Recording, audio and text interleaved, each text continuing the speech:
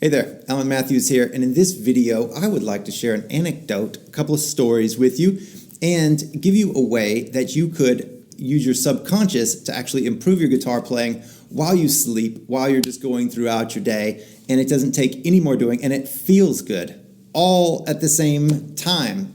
I was listening to a really interesting interview with a fellow named Josh Waitzkin. He wrote the book, The Art of Learning, and he's a chess champion and prodigy and martial arts champion as well. Well, he was saying that he met the skier Billy Kidd, who was a big skier from the 70s, Olympic star.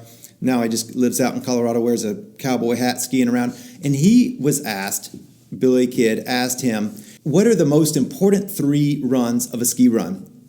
The most important 3 turns. And he said, a lot of people will say the very first 3, because that's when you're getting your momentum. And some other people say the middle 3, because that's when you can start to lose your focus and you need to really, keep things precise during there. But actually, Billy Kidd said the most important 3 turns of a ski run are the last 3 before you get onto the lift. And so this was a really interesting. It's kind of it's a bit of a surprise. It's unexpected because the slope levels out at that point. So it's very easy skiing. And he said most people, whenever they get there, they take the weight off of the muscles they have been using and they get really sloppy at that time. And the problem with that is as they ride the lift back up, then they're internalizing sloppy form. They're internalizing imprecision.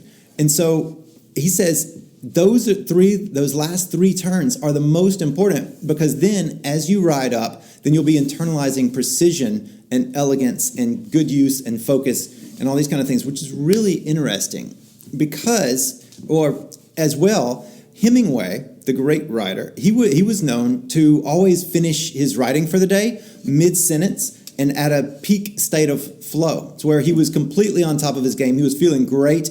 He was rocking. He would end mid-sentence. And so he always left that. He always finished his work day, his writing day, at a place of absolute success where he was at his best.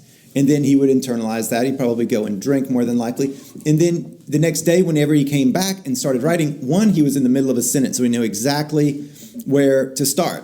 There was no wishy-washiness, but also he was basically anchored to a peak spot. So he got to enter back into a place that was at a very high level, focus-wise and creatively, everything like that. So he did that, and so he was internalizing that overnight and then also got to enter in at a really high level. So what does this have to do with guitar? Well, let me make a suggestion.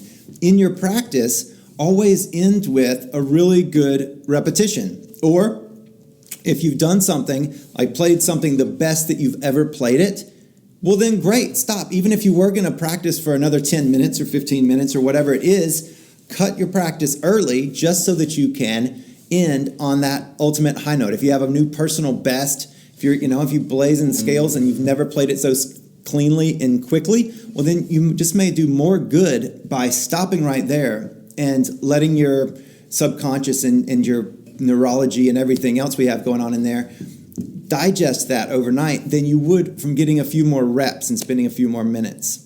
And so always ending on a high note is a great way to just make your practice generally better. All right, hope you enjoyed that. Please subscribe to this channel, and I look forward to seeing you in the near future. Take care.